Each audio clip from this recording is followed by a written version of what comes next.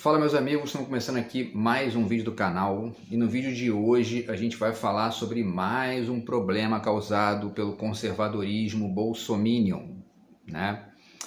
Na semana passada a gente falou sobre um romance do Marçal Aquino, escritor brasileiro, né, que foi retirado de um colégio, né, por conta lá da provocação de um bolsonarista. E a gente teve essa semana mais um caso, mais um problema, que na verdade começou na semana passada, né, e está se estendendo, né, até hoje, envolvendo uma professora, tá, de um colégio de Goiás que foi demitida porque estava usando uma camisa fazendo referência ao Hélio Oiticica, um artista plástico brasileiro, né? Enfim, uma obra da década de 60, tá? Enfim, conectada com uma crítica à ditadura, e a gente vai falar um pouco sobre isso no vídeo de hoje, tá? E vamos aproveitar para pegar alguns aspectos da obra do Hélio Oiticica para poder pensar um pouco o mundo de hoje, né? O que a gente está vivendo, esse confronto entre conservadores e progressistas no Brasil atual, né? Que é chamado de polarização. E vamos aproveitar também para pensar um pouco dessa figura, né, do marginal, do herói marginal, né, que é isso que está referido na camisa, né, que a professora estava usando. Tá? A camisa traz os dizeres seja marginal, seja herói, né, que era uma obra do Hélio Oiticica, a gente vai falar um pouco sobre isso. Tá?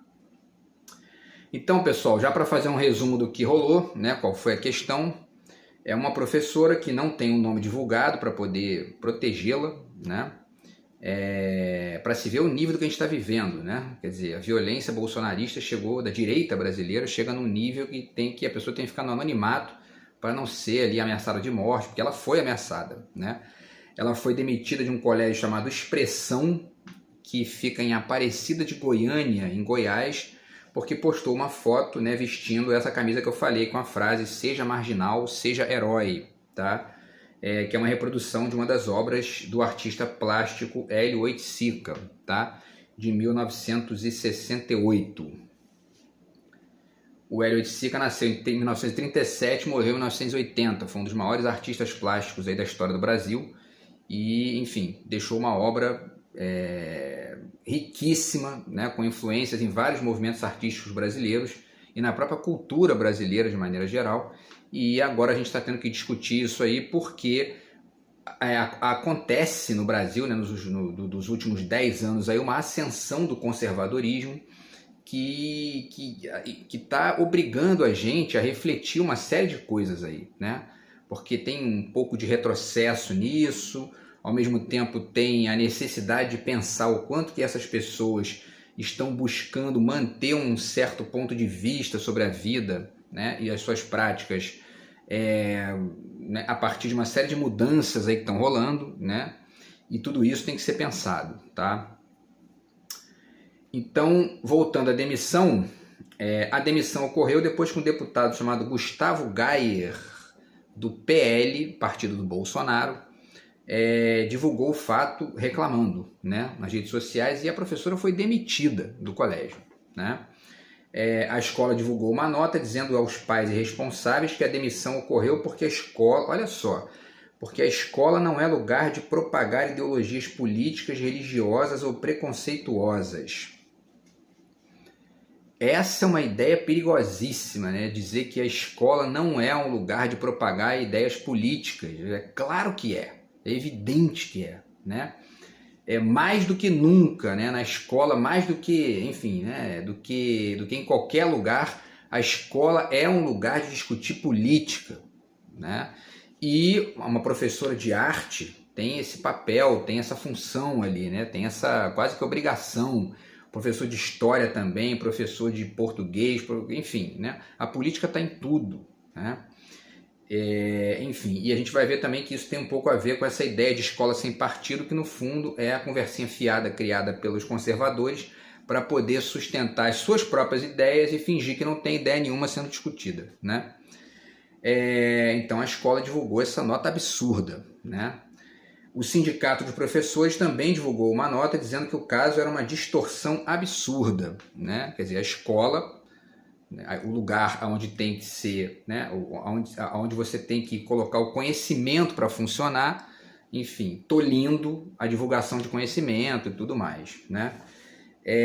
Depois das postagens do deputado, a professora passou a ser xingada e ameaçada nas redes sociais. Inclusive as pessoas que estavam ameaçando ela utilizando aquelas frases, né, tem que cancelar o seu CPF, né, aquela que é uma ameaça de morte, né? Enfim. E ela foi ameaçada também no perfil da escola, tá? O deputado tal, né, Gustavo Gayer, criou um site chamado Nossos Filhos, no qual ele incentiva o conflito entre professores e pais de alunos, né? Que é muito essa tônica, né, da extrema-direita, de ficar numa espécie de posição moral, ali dizendo que não, né, e tal, não pode ter, enfim, né? Essa bandalheira que a esquerda está fazendo na educação e tudo mais. E o foco de ataque desses conservadores, né, neoliberais que a gente tem hoje, desde sempre os conservadores atacam a educação. Hoje nós temos conservadores neoliberais, né, e eles atacam a educação do mesmo jeito, né? Eles são inimigos do conhecimento, inimigos da arte, inimigos da cultura e tudo mais, inimigos da filosofia, né? Então o sindicato e a professora entraram com ações de indenização contra ele, tá? E aí vamos falar um pouco sobre o Hélio Oiticica, né? Para a gente poder entender porque ela está usando, tá, né, na foto lá, uma camisa escrito "Seja marginal, seja herói", né? Isso era uma bandeira, poema, tá, do Hélio Oiticica, e tem a foto de um homem deitado, né? Esse homem era conhecido como cara de cavalo, né? Era um bandido, e em 1964 ele morreu num tiroteio com a polícia, quer dizer, ele matou em 64 um detetive, né, chamado Milton Lecoq. 1964 foi quando se instaurou a ditadura militar no Brasil, então é importante contextualizar isso, né? Porque um conservador idiota como esse Gustavo Gayer, né? Porque ele postou nas redes sociais que a mulher estava usando uma camisa petista, né? Porque a camisa é vermelha, né? Quer dizer, um retardado, nitidamente um retardado que não entende nada de arte. Tem muitos aí que estudam arte e também não entendem nada, mas enfim, né? Esse aí nitidamente não entende nada, né? Absolutamente nada. E, quer dizer, e aí descontextualiza. Porque a obra do Hélio Oiticica está ali num contexto de instauração de uma ditadura militar e uma ditadura civil-militar, empresarial-militar, né? Vale dizer isso, de direita, né, no Brasil, e ele estava ali tentando chamar atenção para um problema, né, que era um problema do ataque ao povo, às pessoas do povo, né?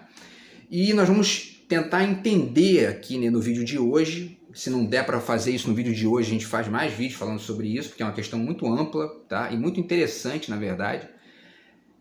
Vamos tentar entender o quanto que essa crítica do Hélio ali faz todo sentido para o que a gente está vivendo hoje, né? A obra do Hélio já foi exposta nos mais importantes centros de exposição do mundo, né, como o Tate Modern, em Londres, e o Museu de Arte Moderna de Nova York. E a professora deu uma entrevista, que eu vou deixar o link para vocês aqui, e ela diz o seguinte: "Eu fiquei horrorizada com a decisão da escola. Vou usar essa palavra. Foi a minha sensação. Eles falaram que estavam me protegendo. Como uma escola diz que me protege se escolhe o outro lado da história, que é o mentiroso e criminoso? Como eu vou me sentir confortável passando por essa situação se a própria instituição que deveria agir em defesa da educação está assumindo o outro lado?", né? Porque a escola demitiu a professora, né? E demitiu por quê, né? Vale dizer isso rapidamente aqui. A escola demitiu porque a escola funciona numa lógica de mercado. Os alunos, os pais dos alunos que pagam a mensalidade começam a reclamar de uma professora que ensina arte. A escola, né, ela não se conecta com a educação, ela se conecta com quem está pagando, né? O que demonstra nitidamente o quanto que o capitalismo pode adotar, pode absorver uma lógica autoritária se o dinheiro falar mais alto que a arte, por exemplo, né? Isso fica muito claro nesse caso, que envolve uma escola que está ali no centro-oeste do Brasil, que é um reduto bolsonarista, né? E é o retrocesso que a gente tem visto aí nos últimos anos, tá? Existe um documentário sobre o Hélio Oiticica, que é de 2014, tá? e o diretor é o sobrinho dele, o César Oiticica Filho. Eu vi esse documentário no cinema quando saiu aqui no Rio de Janeiro, e é bem interessante, fala sobre a obra do Hélio, né? E aí vamos começar a falar do Hélio Oiticica, né? Que é um artista plástico, para a gente entender o contexto aqui, né? O Hélio ficou conhecido por uma série de intervenções artísticas dele, e as mais famosas são essas duas aí, né? Ele tinha conexão com a Mangueira também, com o Morro da Mangueira, com samba e tal, e estabeleceu conexão com todos os movimentos artísticos importantes daquela época, ali, década de 60 e tal, e 70, né? Enfim, a Tropicália, o Cinema Novo, o Teatro Oficina, enfim, né? Tudo em diálogo com a Antropofagia do Oswald e várias outras referências, tá? E essas duas referências, né, mais importantes dele, que são os parangolés e essa bandeira poema dele do seja marginal, seja herói, ajudam bastante a entender esse imbróglio que a gente está vivendo no Brasil de hoje. Vamos lá. O que são os parangolés? Para resumir, né? São capas, faixas e bandeiras construídas com tecidos e plásticos, às vezes com frases políticas ou poéticas, né? Servem para vestir, correr ou dançar, né? Quer dizer, são na verdade estruturas que o objetivo do Hélio Oiticica ali era eliminar a distância entre o espectador e a obra. O objetivo era esse, era fazer com que o espectador saísse daquela posição de contemplação passiva e entrasse em contato com a obra, vestisse a obra, dançasse com a obra, etc., né? Isso tem uma perspectiva, para além da perspectiva lúdica, tem uma perspectiva intelectual também, que é muito importante, que é essa de fazer você sair da passividade, né? De você tentar participar do processo de alguma forma, né? Isso não gera necessariamente nenhum tipo de resposta inteligente, né? Isso não é uma coisa que está pré-estabelecida, mas abre essa janela para você tentar, né, entender que a obra não é um ente isolado, né, da sua mente, da sua cabeça, da sua possibilidade de reflexão. Você pode pensar junto com a obra, né?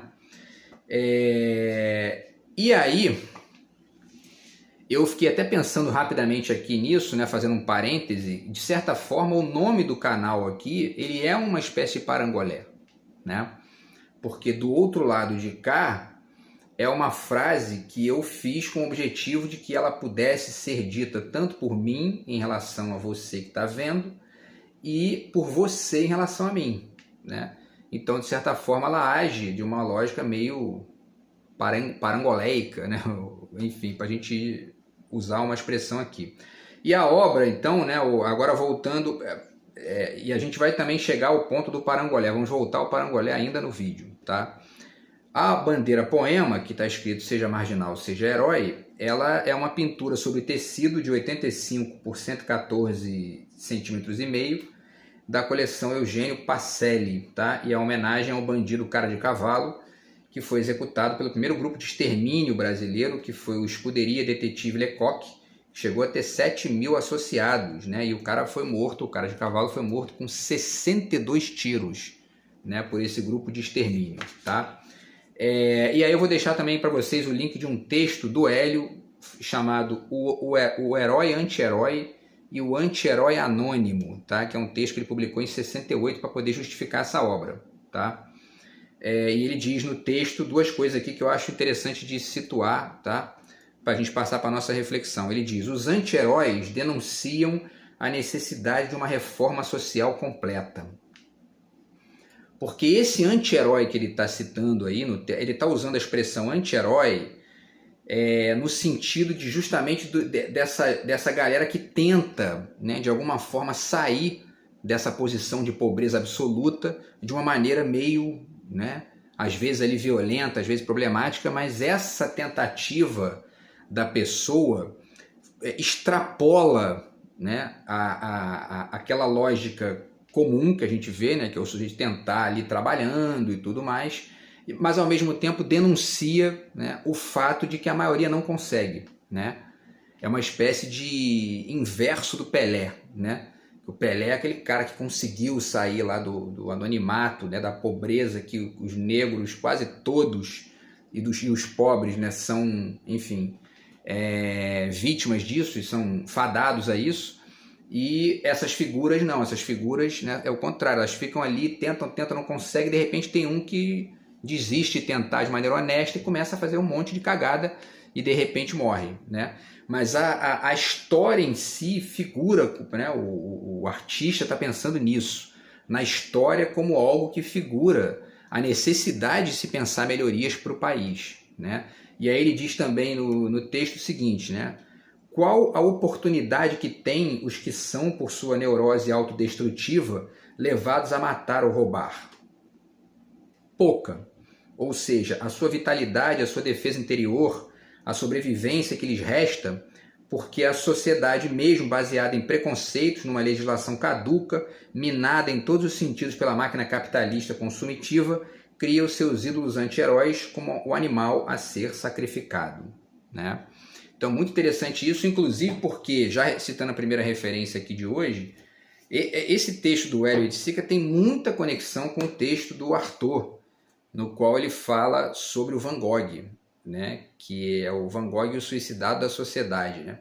Quer dizer, o quanto que a sociedade acabou matando o Van Gogh porque não deu oportunidade a ele, né? De ser compreendido, de ser, enfim... E a gente é interessante porque essa figura do anti-herói, né, que virou uma referência na literatura, no cinema e tal, a história da humanidade está recheada de figuras assim, né?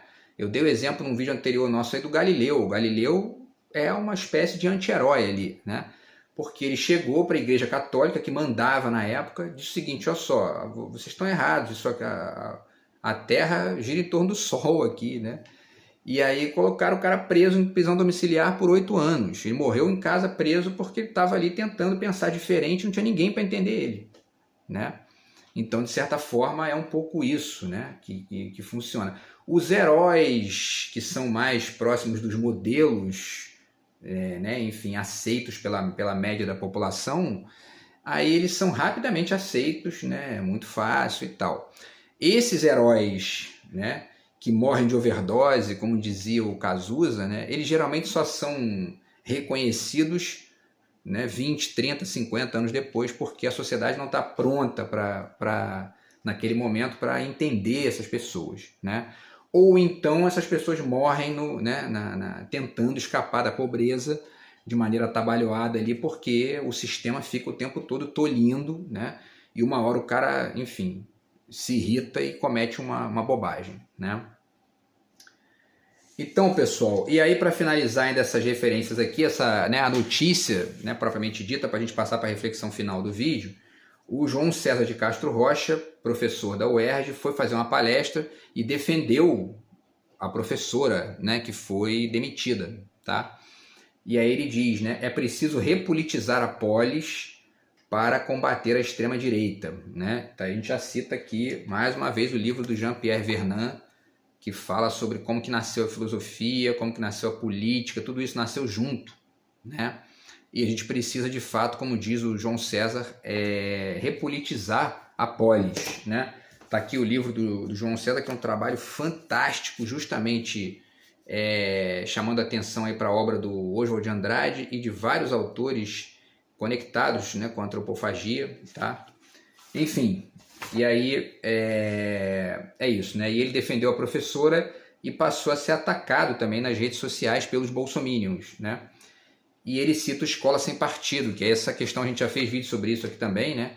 Que enfim, essa conversinha fiada aí que a neodireita brasileira criou para poder justificar a tentativa de ganhar espaço ideológico dentro das escolas, enfim, né? E tudo mais, tá? E aí, pessoal, né, a gente vai falar um pouquinho também sobre o politicamente correto no final, tá? Mas vamos passar para as referências, tá? E aí, no meio das referências literárias aqui, a gente vai refletindo alguns aspectos desse ponto, tá? Desse tema. Sobre o Hélio Oiticica especificamente, tá? O Lorenzo Mami fala dele aqui nesse livro, né, O que Resta, Arte Crítica de Arte, num texto chamado As Bordas, tá? Que é muito interessante para poder pensar justamente essa ideia do marginal, né?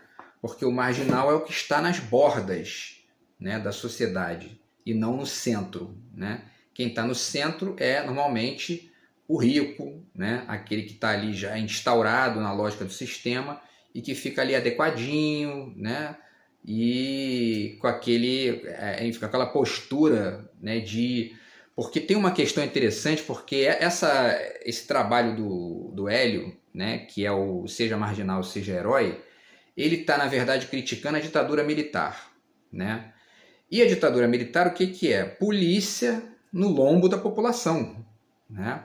E a polícia é uma instituição essencialmente de direita, essencialmente conservadora. Não tem como a polícia ser de esquerda, né? Quando a polícia quando os movimentos de esquerda se cristalizam em uma lógica policialesca, eles viram direita, né? Eles começam a pregar ordem, né? Que são, enfim, bandeiras da direita, não são bandeiras da esquerda, né? E a gente viu isso muito numa lógica da União Soviética, que se transformou numa superpotência nuclear e não tinha como fugir dessa coisa meio anacrônica, né? De ser o poder e ao mesmo tempo esquerda, né? Enfim, e aí só para finalizar, a gente está vivendo uma lógica que é a extensão no Brasil de hoje daquela lógica denunciada pelo Hélio, né? Porque o que a gente vive hoje no Brasil, né? As milícias, um governo de 4 anos de um proto-miliciano, que é o Bolsonaro, né? E essa lógica das milícias radicalmente, né, enfim, eles estão tomando conta do Rio de Janeiro inteiro, né? E a milícia é um movimento autoritário e neoliberal, porque é isso, Estado mínimo, né? Começa a escutar a boquinha dos Paulo Guedes da vida, né? Como eles ficam falando em Estado mínimo é a milícia é Estado mínimo. Não tem, né? Não tem aqui uma lógica instituída, a gente vem aqui tomar conta entendeu? E começa a matar quem está contra a gente, é isso aí, entendeu? Então essa lógica denunciada, seja marginal, seja herói, hoje em dia é cada vez mais importante isso, né? Para finalizar as referências ainda sobre o Hélio, tá? A gente tentar finalizar o vídeo aqui, o Marco Gianotti fala dele aqui também, breve história da pintura contemporânea, tá? O Caetano Veloso fala dele também no Verdade Tropical, certo? E o José Miguel Wisnik também fala dele aqui no Veneno Remédio, conectando ele com o futebol, tá? Os parangolés com o futebol, certo? E aí acho interessante também citar o conto do Guimarães Rosa, né? O Terceira Margem do Rio, porque terceira margem, marginal, né? Tem tudo a ver e vale a pena conectar aí também com isso, certo? E aí, pessoal, vamos finalizar com uma lista aqui de anti-heróis, né? Para a gente poder aqui deixar essa referência e ao mesmo tempo refletir essa coisa do politicamente correto, que de repente a gente faz até mais um vídeo aqui, tá? Talvez eu faça mais um vídeo aqui para quarta ou quinta-feira falando sobre essa coisa do politicamente correto, certo? Mas vamos falar então de alguns anti-heróis. Por quê? Os anti-heróis, eles são essas figuras que atuam à margem, né? Daí a ideia de marginal, né? E atuam à margem em que sentido? Em vários sentidos, né? À margem no sentido de que muitas vezes eles tentam modificar a lógica do sistema contra o próprio sistema, né? Às vezes por uma mera atuação ali, né? Urbana, às vezes como artistas, às vezes até como filósofos e cientistas, né?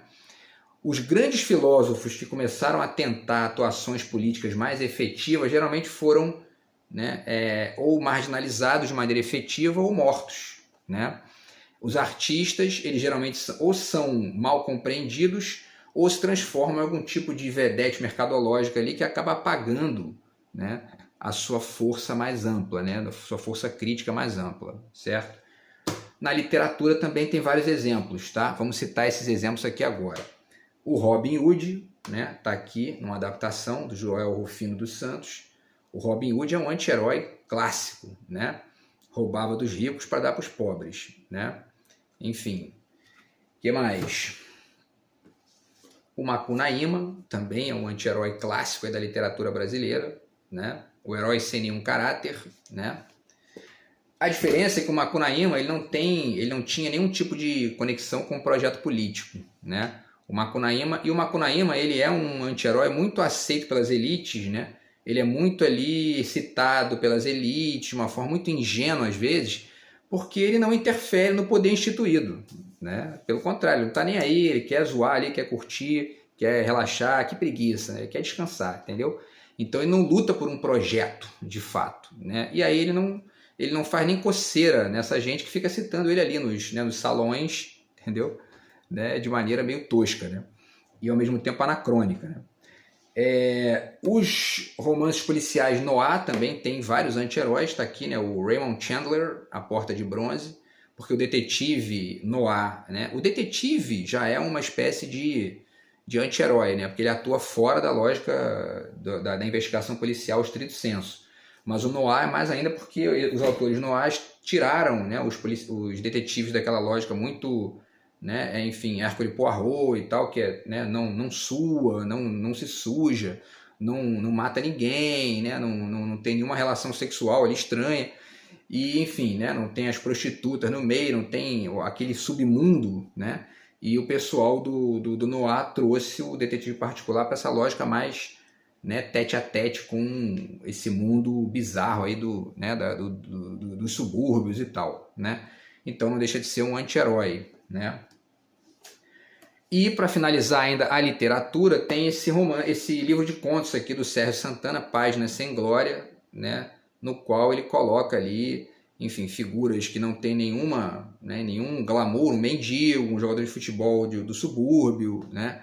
Como protagonistas das histórias, né? Enfim. E na política tem algumas figuras que vale a pena lembrar aqui também nesse contexto. Uma delas, que é inclusive lembrada pelo Hélio Oiticica no texto dele, é o Che Guevara. Né? Tá aqui o Noturno de Havana, que conta como era Cuba antes da Revolução e como no que se transformou Cuba, né? Enfim, tá? E aí o Che Guevara é o melhor exemplo, talvez, né, do anti-herói que lutou por um projeto político efetivo e conseguiu ali, né? E aí depois do êxito com a Revolução Cubana, ele podia ficar ali mandando e desmandando, tomando conta. Não, ele falou, vou modificar em outro lugar, porque aqui já está resolvido, agora eu vou para outro lugar. E foi para a Bolívia tentar, lá nas montanhas da Bolívia, fazer o que ele fez em Cuba. Infelizmente ele foi assassinado, né? Mas ele é um exemplo de um anti-herói clássico também e dos mais importantes aí, né? Na filosofia nós também temos esses anti-heróis, está aqui o Guy Debord, né? Que criou o movimento situacionista também na França, né? Que inclusive foi o movimento que gerou o Maio de 68 na França, o mesmo ano da obra do Hélio, né? Está aqui esse livro também do Anselmo Yapp sobre o Guy Debord, que é muito bom também. E esse movimento situacionista é um pouco isso também, né? É tentar levar a filosofia para o mundo e não ficar só no livro, né? O livro também é mundo, mas enfim, né? Então o movimento situacionista francês também tinha muito de parangolé, vamos dizer assim, né? Um parangolé político, né? Os movimentos de contracultura nos Estados Unidos, está aqui o Caos, né? O terrorismo poético e outros crimes exemplares, do Hakim Bey, no qual ele fala de vários, porque também o parangolé era um terrorismo poético, o situacionismo é um terrorismo poético, enfim. E lutar contra o bolsonarismo hoje é um terrorismo poético também, né? E vamos falar também de anti-heróis agora do mundo atual, né? Tá aqui o Julian Assange, talvez seja um dos maiores anti-heróis aí do mundo de hoje, né? É um cara que denunciou os crimes de Estado dos Estados Unidos, né? E tá preso lá, e, enfim, sofrendo, porque é isso, né? O anti-herói ele geralmente acaba assim, né? Infelizmente, mas ele chama a atenção de coisas importantes pra gente, né? E um anti-herói brasileiro que a gente tem aqui, né? Na música, né? Tá aqui, ó, esse livro Lendo Música, né? É justamente o Racionais MC, né? Enfim, que é uma banda que fala sobre os problemas, né, dos pobres e da favela e tudo mais, né? Chama atenção para esses detalhes. O Mano Brown, né, e a galera do Racionais, eles são ali, de certa forma, eles estão nessa posição de anti-heróis, porque eles não são adequadinhos ao sistema, né? E estão lutando ali por melhorias, né, através da música para a galera mais pobre, né? Então, enfim, seja marginal, seja herói, é uma frase que serve para todas essas figuras que eu citei aqui, né? E alguns conseguiram modificações substanciais aí nas sociedades e outras não, né? E aí, pessoal, a gente finaliza aqui porque, né, o vídeo está chegando no final, mas eu vou fazer mais um vídeo para estender essa reflexão aqui a outros aspectos aqui da arte, tá, ligados ao Hélio de Sica e a outras coisas aqui também da arte atual, e ao mesmo tempo para falar sobre o politicamente correto que está tomando conta do mundo de hoje aí, beleza? E vamos torcer para essa questão da professora para ela ganhar uma indenização alta aí dessa escola e, enfim, a gente vai continuar aqui na luta contra o bolsonarismo, beleza? Então a gente volta no próximo vídeo de amanhã para falar mais um pouquinho sobre esse assunto aqui, tá? Abraço, fui!